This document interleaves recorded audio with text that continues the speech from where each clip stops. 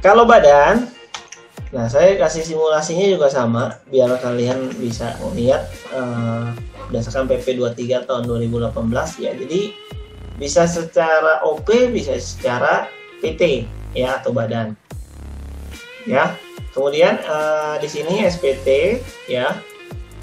Kenapa kita laporin SPT tahunan melalui e-filing?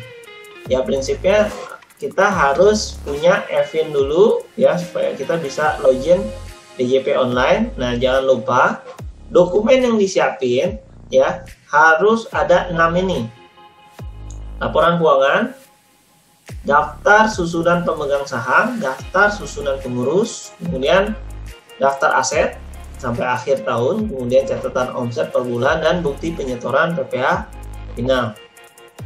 Nah, cara pengisian SPT tahunan, ya pastikan kita juga memiliki kertas kerjanya. Kenapa? Karena ini lebih rumit dibandingkan SPT OP.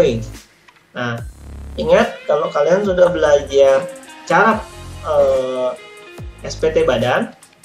Nah, SPT badan di sini kalau kita menghitung berdasarkan pasal 11 ya. Pasal 11 itu bicara penyusutan. Ada aktiva berwujud, ada aktiva yang tidak berwujud. Ya. Di pasal 11, dia menggunakan yang namanya garis lurus nih. Ya, kalau GL di sini sama dengan fiskal berarti tidak ada selisih.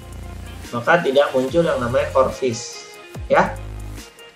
Oke, nah nanti kelompok 1 ya, kelompok 1 berdasarkan fiskal itu 4 tahun, kelompok 2 8 tahun, kelompok 3 16 tahun, kelompok 4 20 tahun ya. Kalau dia bangunan maupun yang permanen ataupun yang tidak permanen, bedanya dia 20 tahun untuk yang permanen, kalau yang tidak permanen 10 tahun ya. Oke, dan dia menggunakan metodenya penyusutan garis lurus. Nah, di sini ada 2 metode, garis lurus ataupun saldo menurun. Bedanya tarif ya. Nanti tinggal kita masukin kelompoknya berdasarkan kertas kerja kita untuk penyusutan ya. Mau dia laptop, komputer, media, kursi, dan lain sebagainya ya. Nanti bisa digabungin di kelompok 1 ya. Kalau kita bikin kertas kerjanya sudah, tinggal digabungin. Oke, motor, mobil ya, yang kelompoknya ya nanti beda sendiri ya. Kemudian yang tidak berwujud, amortisasi, paten ya, contoh untuk amortisasi yang tidak berwujud, merek dagang ya. Kemudian nanti di sini di neraca ya. Neraca kita harus bikin dulu nih kertas kerjanya ya, neraca baik yang sisi debit maupun yang sisi kredit. Kas bank nanti digabungnya di setara kas. Kemudian piutang sendiri, persediaan sendiri, aktiva lainnya terkait dengan apa? Kita punya aset tetap dan akumulasi penyusutan. Total aktivanya harus cocok ya. Kemudian kalau kita bicara pasifanya, sisi kredit, berarti modal sahamnya masukin, laba tahun sebelumnya berarti ini adalah RE, laba ditahan. Kemudian laba tahun ini harus cocok dengan P&L kita, profit and loss. Ya, ingat yang di sini dimasukin setelah pajak atau sebelum pajak. Belajar nih, saya mau tanya, setelah pajak atau sebelum pajak? Sebelum ya. Ada lagi? Belum. Sama semua nggak nih? Hah? Ya, jadi jangan sampai keliru ya kalau untuk ini laba ya, berdasarkan P&L. Oke. Belum ya Pak. Sebelum ya. Oke, kemudian laba rugi ya. Ingat di sini penjualan ya, kalau kita berdasarkan perusahaan dagang, nah nanti kita lihat nih laporan laba rugi dari Indonesia dari Januari sampai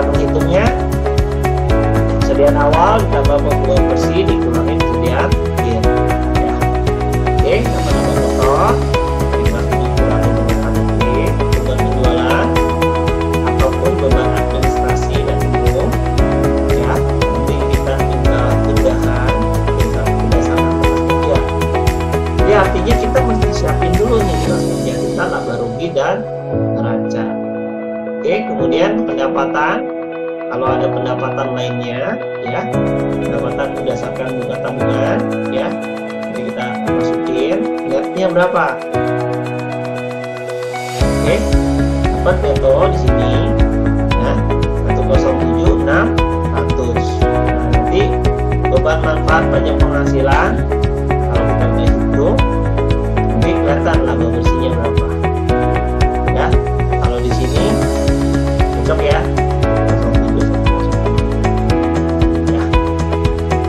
Oke, nanti tanda tangan. Oke, kemudian kalau di sini ada afiliasi, ya harus tulis nama alamat NPWP. Kemudian daftar pemegang saham perusahaan afiliasi. Ini lampiran 17.116. Kemudian kalau ada piutang afiliasi, ya. Kemudian lampiran pemegang saham kita harus masukin, ya. Dia punya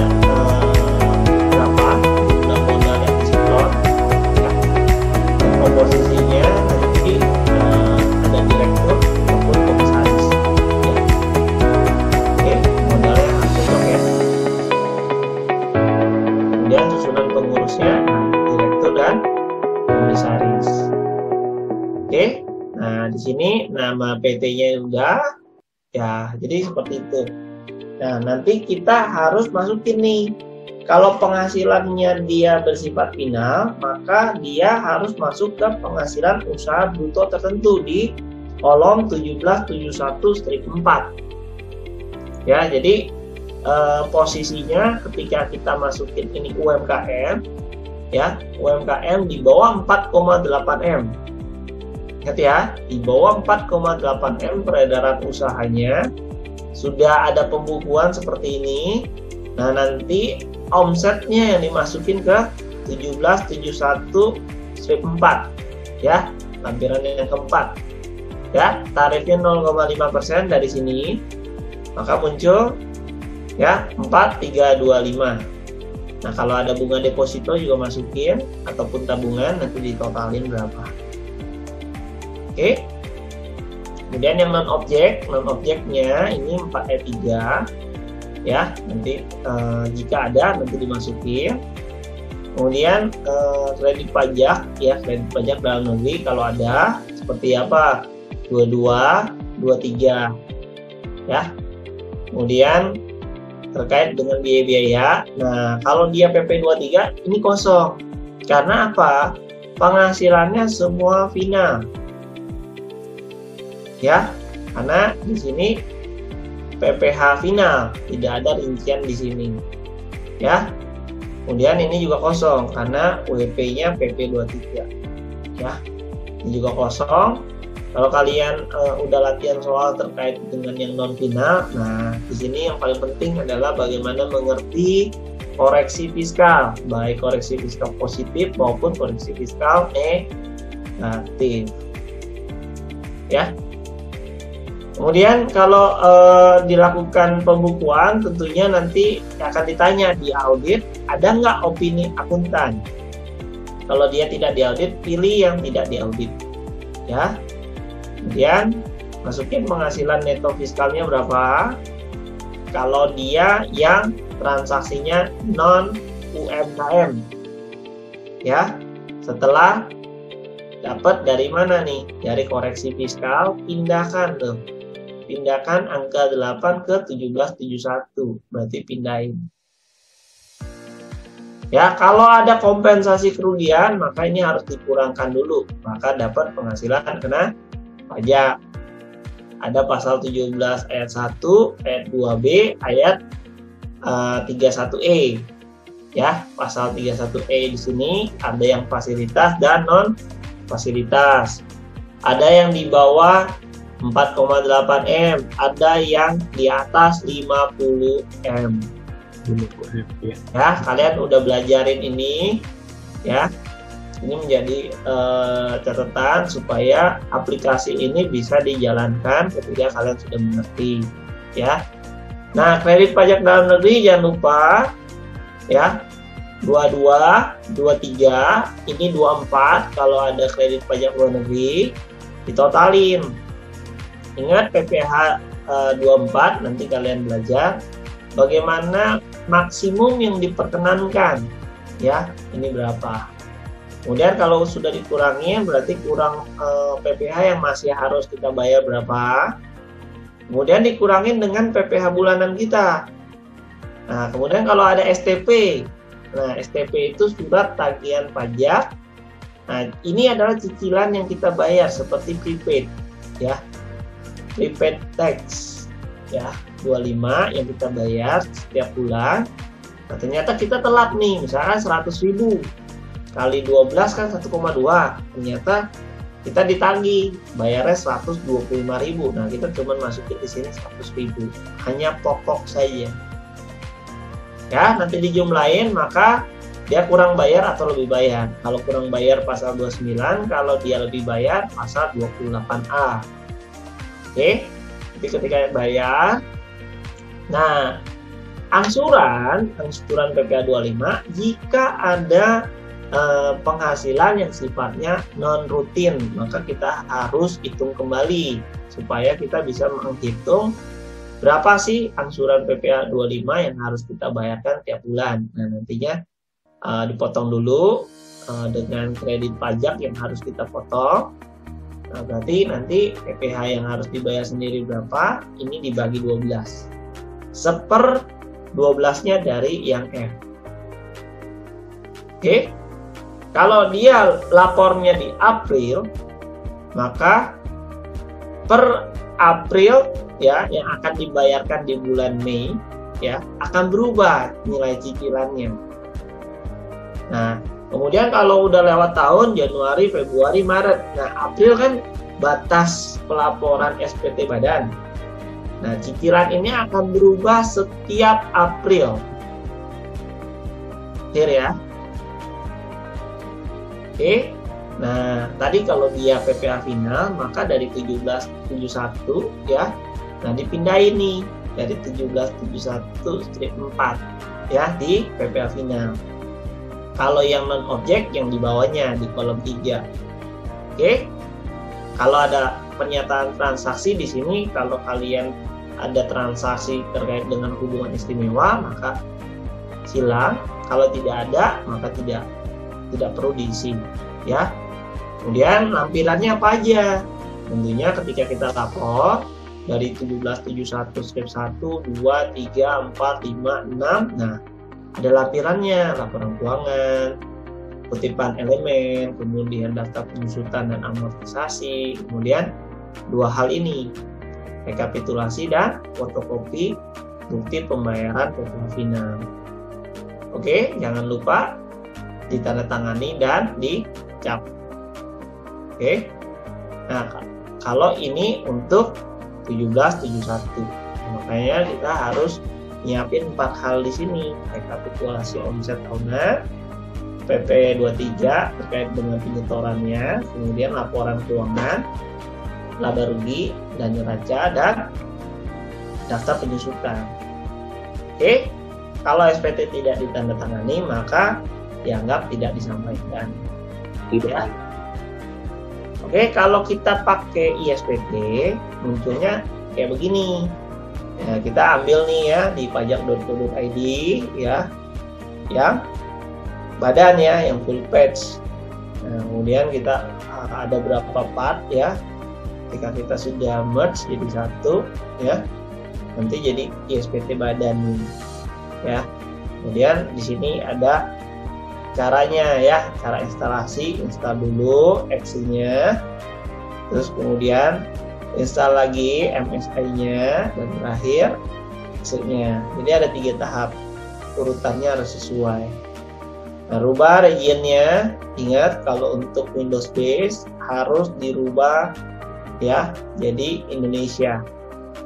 Di control panel ya, nanti tinggal dirubah di region and language. Oke. Nah, tampilannya kalau kita pakai ISPT seperti ini. Yang terbaru kita bisa pakai e-form. Ya, e-form pun juga ada 2 versi.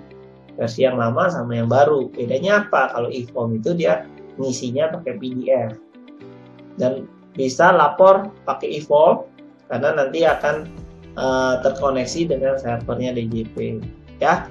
Prinsipnya untuk aplikasi ISPT, username-nya administrator dan passwordnya 123 ya. Jadi semua aplikasi ISPT defaultnya adalah administrator, passwordnya 123.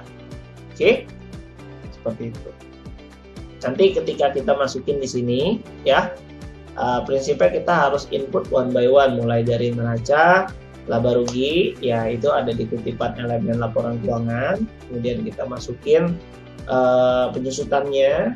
Kemudian kalau ada transaksi terkait dengan kredit pajak, ya nanti tinggal kita masukin berdasarkan ISPT di sini. Ya tampilannya seperti ini. Oke, ya saya rasa itu yang bisa saya sampaikan. Oke. Ya, jadi ini yang terakhir terbaru ya terkait dengan e-bukti potong ya. Ini belum semua WP ya melakukan yang namanya pelaporan PPh unifikasi ya. Jadi nanti unifikasi di sini adalah SPT masa juga yang digunakan oleh pemotong atau pemungut nih. Ya, nanti kalian bisa baca jenis PPh-nya karena dia unifikasi. Nanti ini ada gabungan dari beberapa jenis PPh ya. Ada 4 ayat 2, pasal 15, pasal 22, 23 dan 26. Nah, sehingga tujuan unifikasi di sini adalah menyederhanakan antara WP dengan Fiskus ya. Nanti kriterianya ini masih di Madya ya.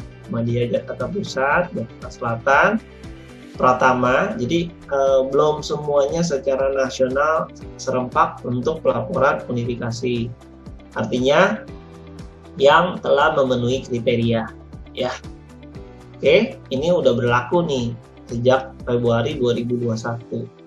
Oke. Nah, bukti pemotongan atau pemungutan unifikasi ini berformatnya standar. Jadi dokumen yang dipersamakan nantinya mirip-mirip kayak e-Butpot ya. e-Butpot 2326. Nah, jadi nanti ada kriterianya juga. Ini kalau dia membuat lebih dari 20 bukti potong atau pemungutan unifikasi dalam satu masa pajak. Nah, dilihat dari dasar pengenaan PPh-nya lebih dari 100 juta dalam satu masa pajak nggak.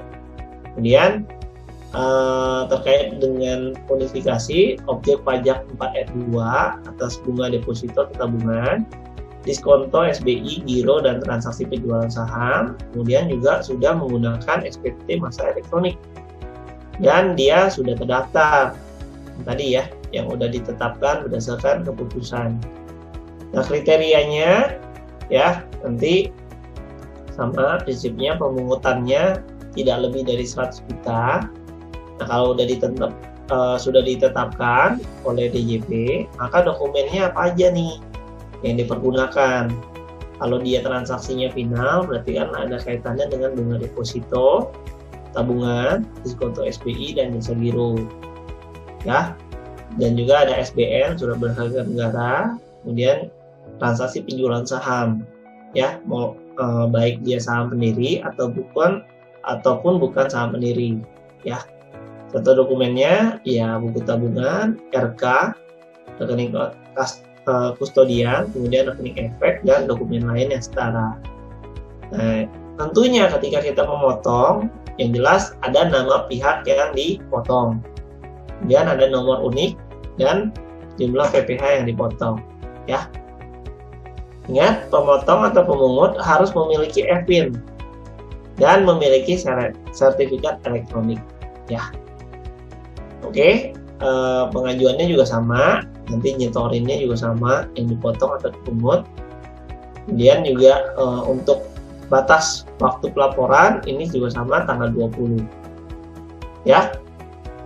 Kemudian satu bukti pemotongan atau pemungutan untuk satu wajib pajak. Ya. Jadi nggak bisa lebih dari satu. Ya. Kemudian nanti kalau ada nihil, ya.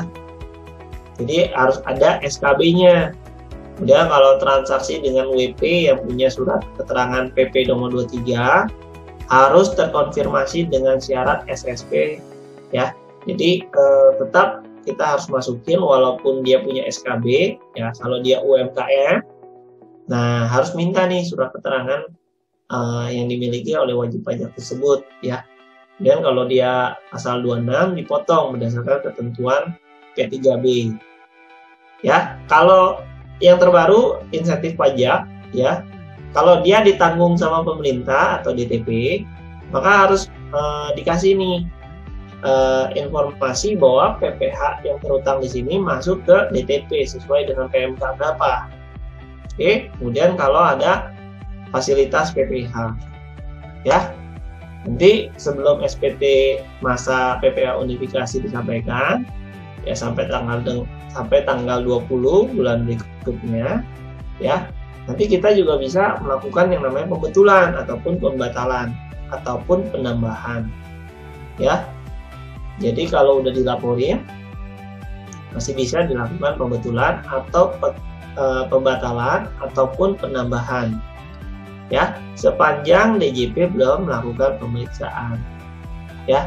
Nanti nomornya, masa, dan identitas yang dipotong atau dipungut kalau ada pembetulan terkait dengan kekeliruan pengisian. Kemudian pembetulan bisa dilakukan satu atau beberapa jenis PPh. Jadi nanti beri tanda pada tempat yang disediakan SPT masa PPh yang mau kita benerin yang mana, ya. Kemudian pembetulan mengakibatkan kurang bayar atau dia lebih bayar. Kalau dia kurang bayar, ya harus lunasin dulu baru bisa lapor. Oke. Kemudian kalau dia tidak menyampaikan, prinsipnya tetap sama, kena denda. Ya, 100.000. Ya, berdasarkan jatuh tempo, biasanya kalau untuk PPh itu tanggal 10. Oke. Nah, nanti nomor bukti pemotongannya ada nomor kode dokumen, kode seri, dan nomor seri, ya. Oke, bentuk formulir kertas dan dokumen elektronik untuk kode dokumennya. Nanti kode serinya bisa dari 01 sampai 99. Dan nomor seri di sini, ya, dalam 1 tahun kalender. Jadi ini lanjut terus, ya. Oke. Kalau kita salah, ya tetap nomor yang kita delete itu akan kerekam sama kayak e-bootpot. Ya, jadi yang terbaru seperti itu untuk PPh unifikasi. Prinsipnya sama, ada induk, rincian, daftar objeknya apa, kemudian bukti pemotongannya. Ya, nanti tampilannya kayak gini. Oke. Itu hasil PDF-nya, Pak. Hasil kalau udah selesai semua nanti tampilannya. Ya, ini nanti tampilannya. Ada 4F2, 15, 22, 26, 23, 4F2 ya yang telah dilakukan pemotongan nih. Nah, kayak gini. Oke. Ini dokumen elektronik, ini dokumen kertas, ya. Kemudian ini bukti pemotongannya. Mirip kayak PPh 23. Ya. E-bootpot. Nah, tapi di sini gabungan. Ada 4F2, 15, 22, 23 ya. Jadi semua dalam satu pelaporan. One stop service. Ya. Oke. Seperti ini kalau untuk PPh unifikasi ya. Kemudian ini 26. Nah, rincian PPh yang disetor sendiri nanti seperti ini nih. Ya, kalau dia terkait dengan final ada konstruksi ya, jasa konstruksi yang tadi saya bilang, ada perencana, ada pelaksana, dan ada pengawas. Ya. Kemudian kalau ada pengalihan hak atas tanah dan bangunan ya. Dan kalau ini terkait dengan ya, ini kecil sekali ya. Ya, terkait dengan PPh 4F2, kemudian ini daftar pemotongannya ya. Seperti itu. Nah, oke, kurang lebih dari saya seperti itu untuk hari ini.